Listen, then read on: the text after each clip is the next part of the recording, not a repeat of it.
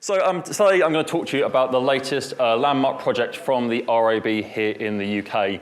Now, a lot of the work that the RAB do in the UK is based on proving effectiveness of radio advertising from a variety of different objectives and different types of campaigns.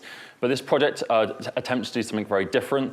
Rather than focusing on how effective advertising is, we wanted to kind of look at a bigger issue that we're facing, basically the entire theme of today's conference, and how the world of audio has significantly changed in the last 5 to 10 years, and understand actually how do our listeners, the people that really matter, how are they consuming audio content, including live radio and on-demand audio in today's audio landscape, and what does it mean for advertisers as well.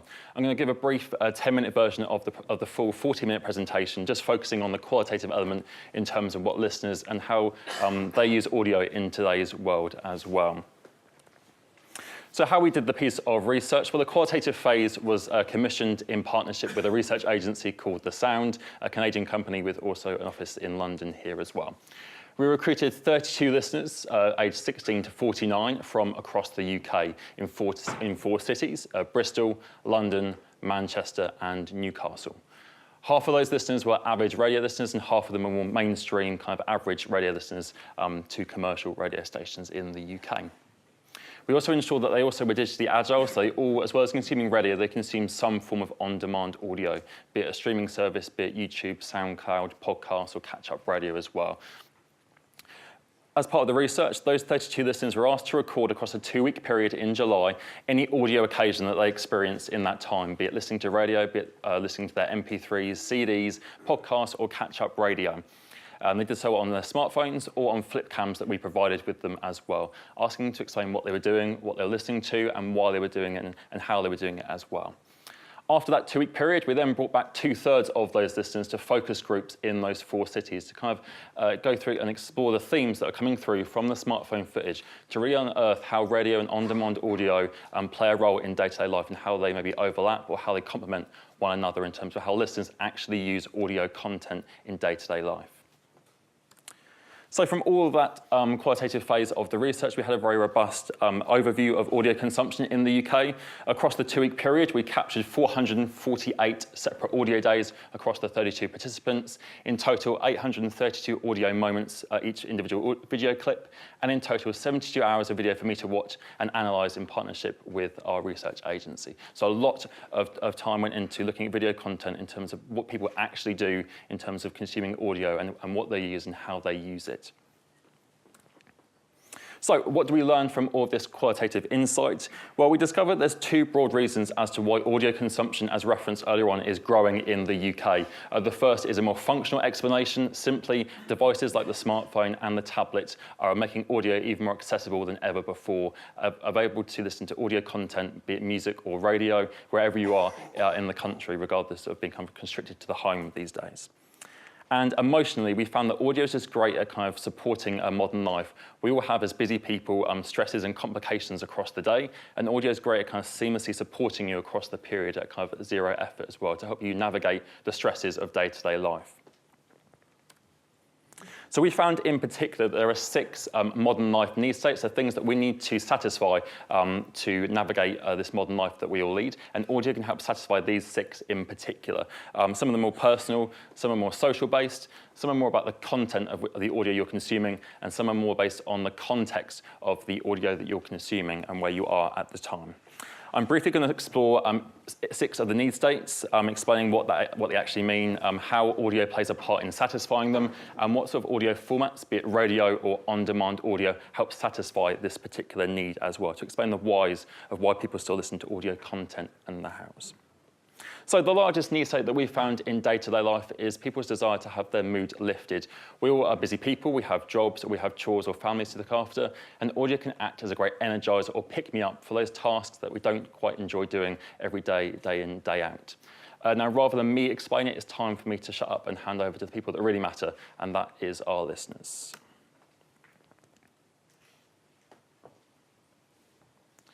Would you mind turning the volume up on the screen, please? The window. I'll just start the video again for you.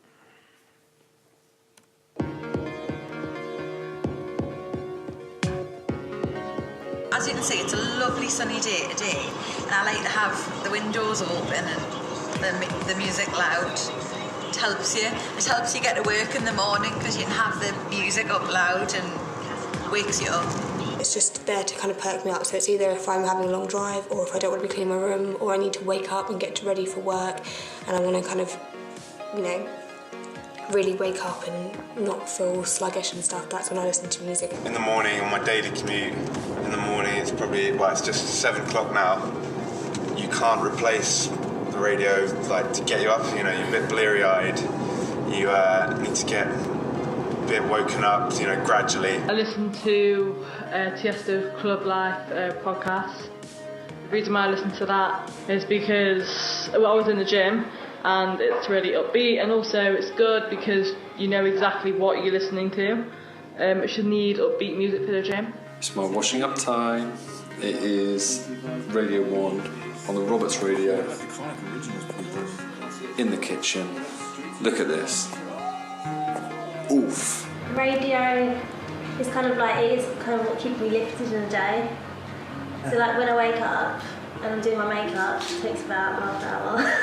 And it's like, if I put that on, I know that I have to stay upbeat in carry on doing it.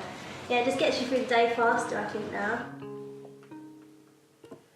So as you saw in the video, this news state tends to be dominated by live radio. People use radio because they see it as something that can change your given mood at any one time, often to do with the human connection and the companionship element that radio offers above and beyond what on-demand audio can do. Just to clarify, in terms of on-demand, what we talk about here is anything from streaming services to catch-up radio and podcasts, things like YouTube or SoundCloud, or even your own personal music collection, be it MP3s or CDs. Radio is unique in terms of being able to lift your mood because of that human element to it that goes beyond what on-demand services or your own music collection can offer, which tend to match a given mood. You choose to select a certain song to match the mood you're in, whereas radio can kind of lift you out of a bad mood or get you through a boring day at work, for example. The next news state is amplify the moment. This is all about those occasions across the week where we may have more social occasions, socialising with other people, and audio, and in particular music, can help amplify those moments and make them even more significant.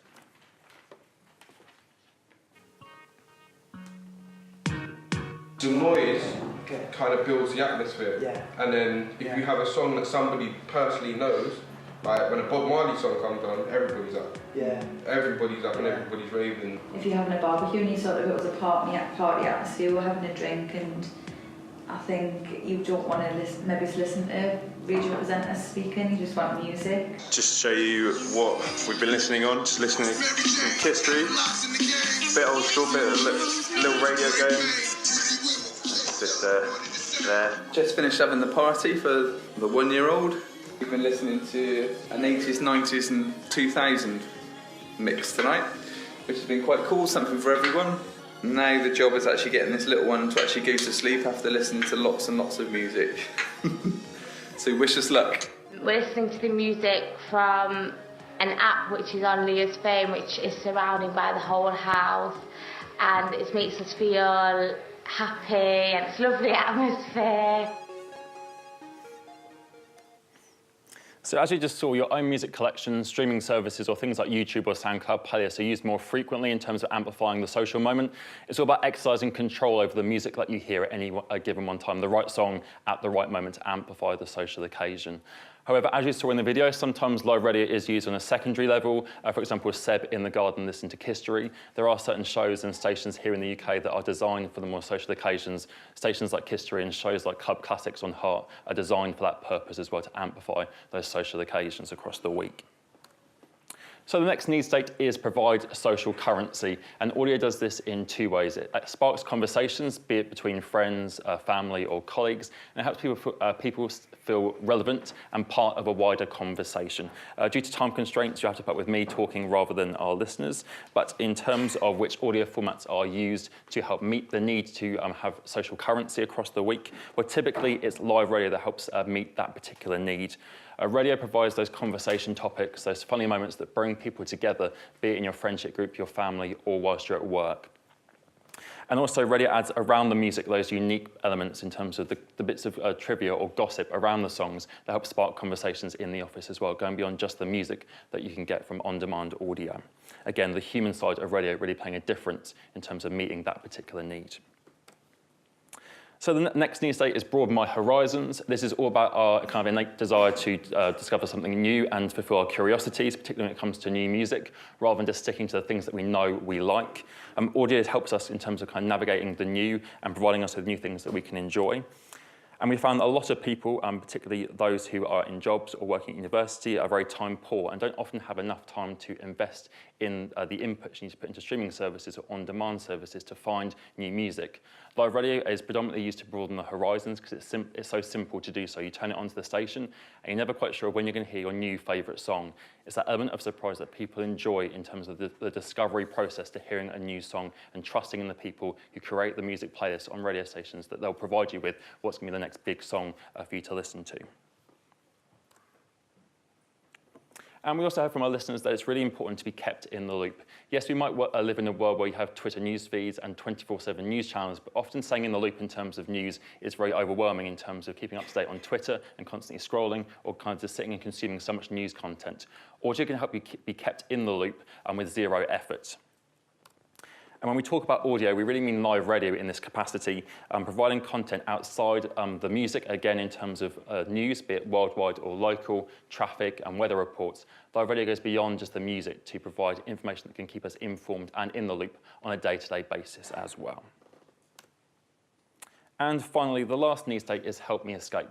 This is all about in how modern, busy life, we don't often have enough time to completely shut out everything from the wider world and just have some kind of quality me time, essentially. Audio, and in particular music, can help you do that by blocking out the noise and the stresses of day-to-day life as well. And we found that in these particular occasions, on-demand audio, most notably your own music collection or playlists or albums on streaming services, tend to be used more prevalent than live radio. It's for that more immersive, kickback, focused music experience that can really shut out the stresses of modern life. However, we did see with our listeners that some live radio usage still comes into play in terms of the escape role.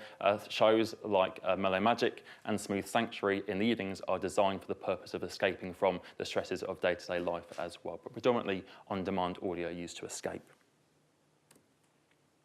So if we summarise the 6 need states, we found that if we look at the audio formats that are used to primarily meet these particular needs, we see that live radio is the primary audio format used to meet 4 of these 6 modern life need states.